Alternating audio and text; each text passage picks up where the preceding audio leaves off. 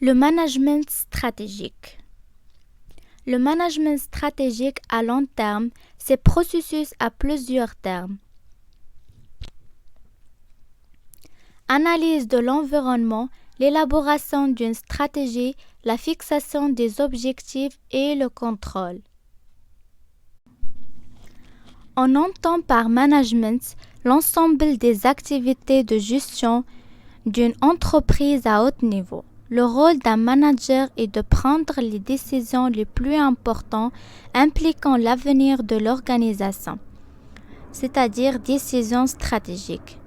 Être un animateur et aider à traduire les décisions en action. S'informer en permanence sur la situation de l'organisation et de l'environnement, s'entourer de collaborateurs compétents. Mettre en place une structure efficace pour atteindre les objectifs fixés. Contrairement à la conception traditionnelle du management qui s'appuie sur le schéma taylorien de spécialisation où la direction de l'entreprise s'appart à celle de l'armée, la conception moderne considère le management comme l'art de mobiliser et stimuler l'intelligence de tous les membres de l'entreprise au service d'un projet.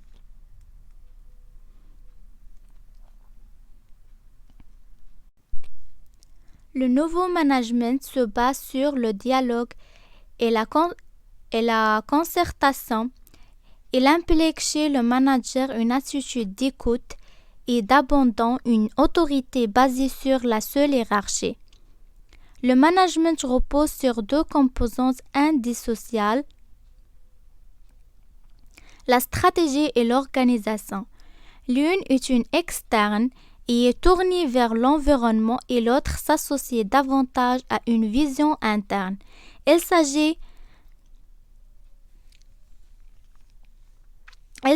d'un continuum qui va des décisions les plus courantes, décisions opérationnelles, aux options les plus lourdes relatives à une fusion ou au lancement d'une nouvelle ligne de fabrication. Décisions stratégiques. Cela reflète deux niveaux de management opérationnel et stratégique. L'une des définitions avancées au management stratégique consiste à considérer celui-ci comme l'ensemble des tâches relevant de la direction générale qui ont pour objectif de fixer à l'entreprise les voies de son développement, futur tout en lui donnant les moyens organisationnels des partenaires. Il s'agit d'un processus de gestion stratégique globale de l'entreprise qui repose sur les dimensions suivantes. L'analyse de l'environnement, le choix des objectifs stratégiques, l'élaboration d'une stratégie et sa mise en œuvre, la mise en place d'un système de contrôle stratégique. Ces dimensions sont en fait interdépendantes. Chapitre 1. Le contexte du management stratégique. Si le management opérationnel concerne la gestion quotidienne de l'entreprise, le management stratégique se situe dans un champ beaucoup plus vaste. Il s'agit de l'entreprise considérée comme une entité globale et ouverte sur son environnement.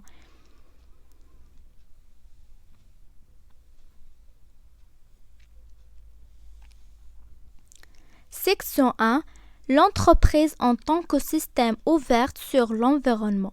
L'entreprise peut se définir comme un système comportant trois composantes, des entrées qui, par le biais d'un processus de transformation, produit ses sorties. Elle est un système ouvert dans la mesure où elle est en perpétuelle interaction avec l'environnement. Elle subit en permanence les influences en prévenance de son environnement, mais elle s'agit elle-même sur celui-ci de façon constante. Toute modification de l'environnement, action des concurrents, évolution d'ego des consommateurs, la technologie, évolution économique, juridique, etc., a des conséquences sur l'entreprise. L'entreprise n'est pas neutre, elle exerce un rôle déterminant sur l'évolution de son environnement par le biais de ses politiques de communication et d'innovation, la richesse économique qu'elle crée.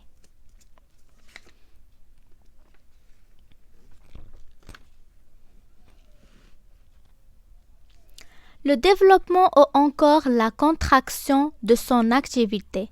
L'entreprise transforme en permanence des ressources qui peuvent être regroupées en 4 grandes catégories.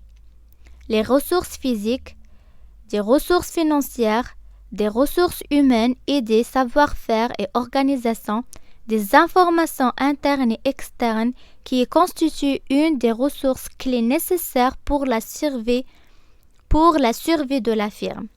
Ces différentes ressources sont transformées par le système entreprise et se retrouvent ensorties sous la forme de produits et services que l'entreprise met sur le marché, de résultats financiers si possible positifs, d'hommes au sens générique du terme, très différent. Le passage dans le nombre organisé de l'entreprise peut provoquer des transformations multiples. Ces transformations peuvent être aussi bien négatives, la fatigue, le stress, les conflits, les frustrations, etc., que positives, le travail lui-même et l'intérêt qu'on y trouve, la promotion, l'expérience accumulée, la formation. Section 2. Les différents types de décisions en entreprise. Bien qu'elle soit la partie la moins visible de la politique de l'entreprise, la prise de décision constitue son moteur principal. Gérer, c'est décider au quotidien. On ne peut parler d'une gestion bonne ou mauvaise sans se soucier du problème décisionnel. Il est possible de faire la typologie des décisions en les regroupant en 3 grandes catégories: les décisions opérationnelles, les décisions administratives ou de pilotage semi-programmées, les décisions stratégiques ou non programmables. Les décisions opérationnelles, elles ont pour caractéristique d'être très nombreuses, quasi quotidiennes et répétitives. Aucune de ces décisions prises individuellement ne remet véritablement en cause la survie de l'entreprise. Ces décisions peuvent plus être quantifiées et modélisées, exemple modèle de gestion de trésorerie et gestion de stock. Pour les décisions programmées, l'ordinateur peut fort bien se substituer au opérateur. Ces décisions doivent être décentralisées au maximum dans l'entreprise.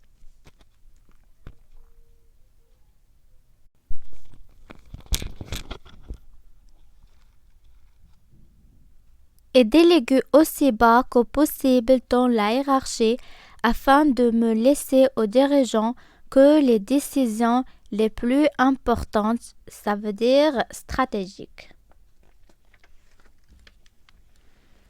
Les décisions de pilotage semi-programmées, ces décisions sont en principe plus rares que les précédentes et constituent des décisions d'exception qu'il est difficile de prévoir, d'organiser et de modéliser. Elles sont prises dans un univers où les niveaux de risque et d'incertitude sont plus élevés. La solution passe rarement par un objectif optimisation. Ce qu'on cherche, c'est plutôt un niveau de satisfaction. 3. Les décisions stratégiques non programmées. Les décisions stratégiques portent essentiellement sur les affaires extérieures de la firme. Elles correspondent à des situations nouvelles et non structurées.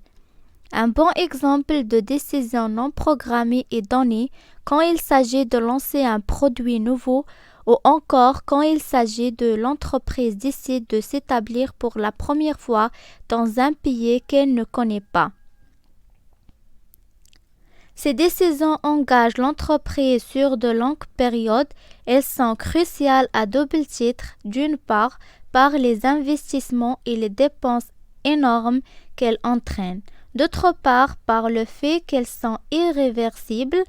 Ce genre de décision comporte beaucoup de risques. On parle de la rationalité limitée des décisions stratégiques.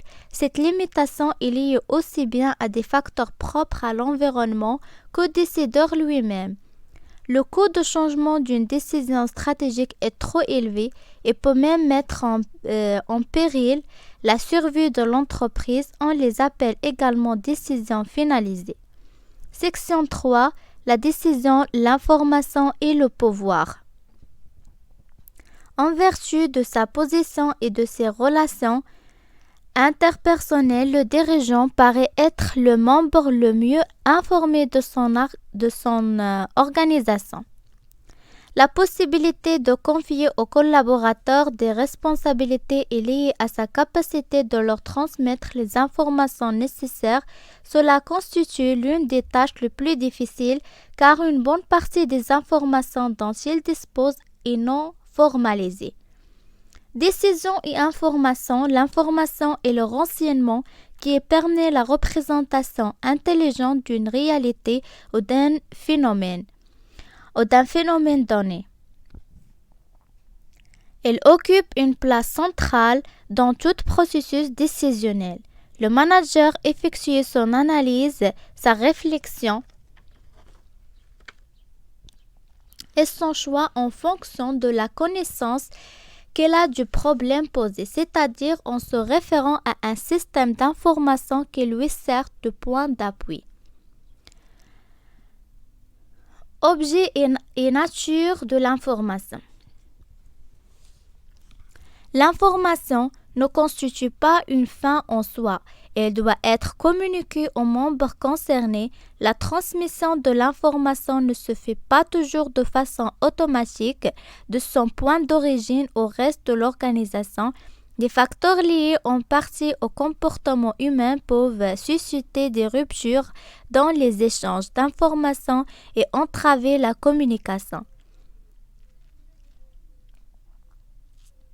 Un des problèmes majeurs en matière de communication vient du fait qu'une bonne partie des informations nécessaires aux décisions prises au niveau supérieur de la hiérarchie trouve sa source au échelon inférieur et risque de ne jamais parvenir au sommet.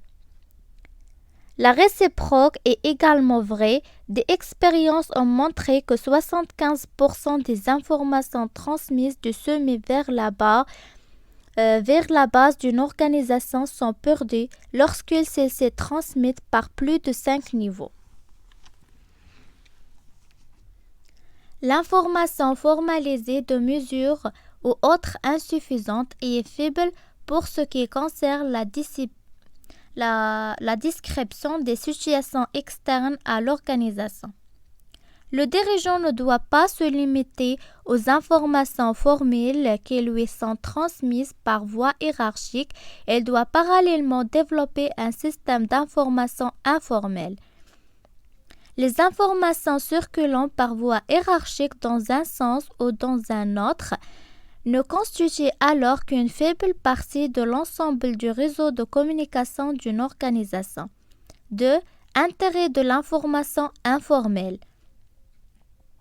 L'essentiel des informations nécessaires à l'exercice des activités du dirigeant lui paraît sous une forme verbale. Une discussion informelle lui permettant de s'engager dans l'échange de l'information en temps réel s'avère plus utile que des centaines de papiers comportent parfois des informations dépassées. L'utilisation intensive par le manager de la communication verbale aide à expliquer pourquoi celui-ci est souvent réticent à toute pratique de la délégation. La transmission des données nécessaires à l'exercice d'une activité risque de prendre beaucoup de temps sans pour être efficace contenir tous les éléments.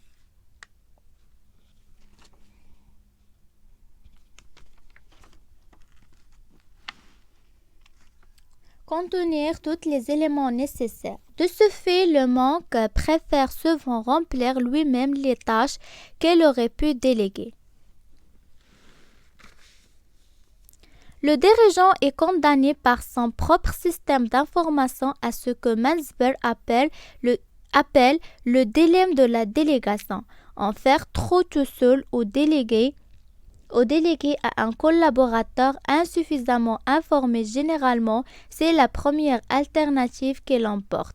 L'analyse des effets constitue d'habitude une base excellente pour la prise de décision. Les choses deviennent cependant plus complexes Quand il s'agit de traiter des problèmes stratégiques, le décideur ne dispose pas de l'information suffisante pour la résolution de tels problèmes. Il faut appeler de leur intuition. L'intuition est définie comme une attitude mentale. La décision fondée sur l'intuition n'est pas purement subjective. Les recherches montrent que le décideur se trouve influencé dans ses choix par sa formation et ses connaissances passées. Ces influences n'apparaissent pas de façon claire et directe, mais constituent un facteur déterminant. 2. Le pouvoir et la délégation du pouvoir. Le pouvoir est défini comme le droit officiellement reconnu à certains membres à l'organisation d'exercer une influence sur les comportements et les actes des autres. Les sources du pouvoir, dans leurs analyses de pouvoir, French et Raven avancent une classification comporte 5 sources de pouvoir: le pouvoir légitime, le pouvoir de coercition, le pouvoir de récompense ou de gratification, le pouvoir de la compétence, le pouvoir référentiel ou de l'exemple. D'autres spécialistes en présentent une analyse beaucoup plus synthétique. On ramène le pouvoir d'un individu dans une organisation à une double origine. La première réside dans sa position hiérarchique officielle dans l'organisation qui facilite son accès à l'information et aux ressources financières et humaines. La seconde origine réside dans la personne elle-même: charisme, compétence, comportement particulier et distinctif. Quelles que soient ses origines, le pouvoir n'est jamais propriété d'un individu. Les gens investis de pouvoir n'en sont que les détenteurs précaires. D'autres doivent donc être capables de prendre la relève en cas de nécessité. Une centralisation excessive du pouvoir de décision peut entraîner un alourdissement de la charge du dirigeant. Elle peut également exposer l'entreprise à des problèmes graves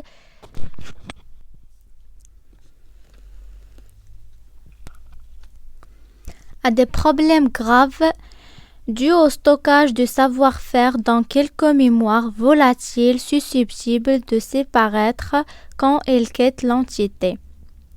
La délégation du pouvoir s'avère donc indispensable pour une meilleure marche de l'organisation. La délégation du pouvoir délégué constitue à permettre à un collaborateur délégataire de prendre des décisions pour atteindre un objectif en lui laissant une certaine liberté dans le choix des moyens. La délégation présente de nombreux avantages. Elle permet la transmission du savoir entre les membres de l'organisation et constitue un pas cardinal dans la formation des collaborateurs. Elle permet de situer les décisions près de l'action, ce qui limite dans certaines mesures le gaspillage des ressources. Il allège la charge des dirigeants et leur permet de se consacrer à l'essentiel, c'est-à-dire à ce niveau que réside le plus grand avantage de la délégation. Devant un capital tant limité, le dirigeant, il doit en effet garder son esprit libre de tous les problèmes détaillés pour penser aux questions vitales de l'entreprise. La délégation lui permet de se décharger des contraintes de l'action quotidienne pour se consacrer davantage au long terme. Elle repose sur la confiance, la possibilité de perfectionnement des hommes à qui on délègue. Section 4. La logique itérative de la démarche stratégique. Toute décision importante s'analyse selon un modèle décisionnel comportant un certain nombre de phases.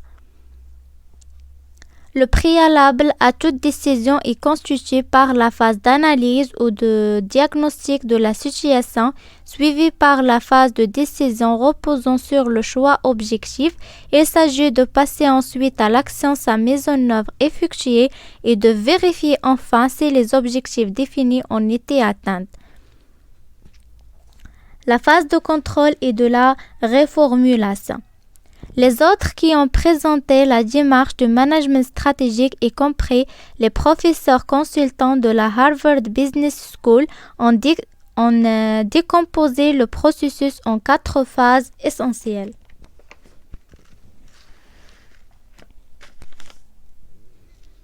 Le diagnostic stratégique de l'entreprise et de son environnement, la définition des objectifs et l'élaboration d'une stratégie pour les atteindre, la mise en œuvre de la stratégie, sa réussite nécessite la reconnaissance de la dimension humaine de l'entreprise et la prise en considération des phénomènes de résistance au changement.